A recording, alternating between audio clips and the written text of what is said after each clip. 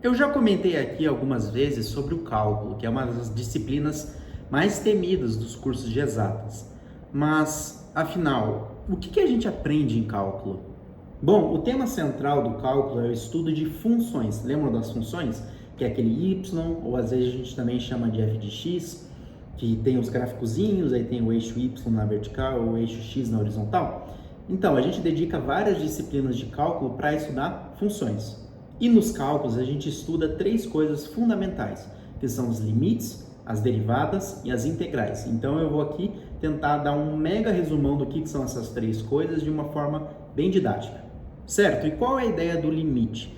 O limite de uma função, ele avalia o que acontece com os valores de f de x, e f de x a gente chama na matemática de imagem, quando a gente escolhe um x se aproximando cada vez mais de algum valor. Então, por exemplo, vamos supor que você tenha lá uma funçãozinha tal e você quer saber o que acontece com o valor de f de x dessa função quando x se aproxima cada vez mais de 4, por exemplo.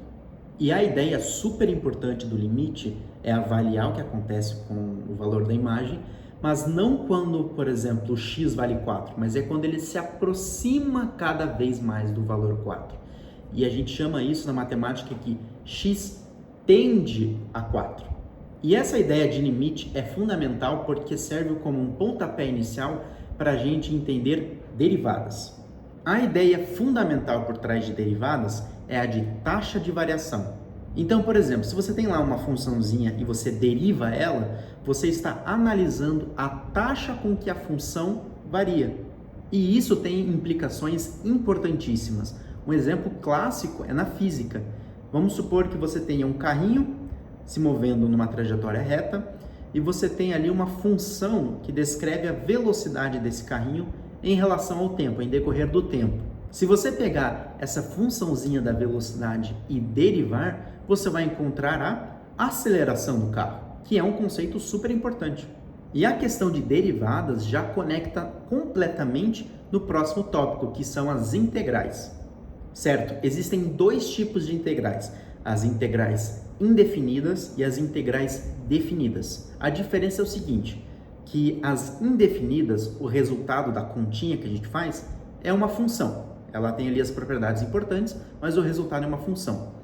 Agora, nas definidas, elas representam essencialmente a área abaixo de um gráfico. Então, vamos supor que você tenha um gráfico lá de uma função toda esquisita, que é muito difícil de você encontrar a área manualmente.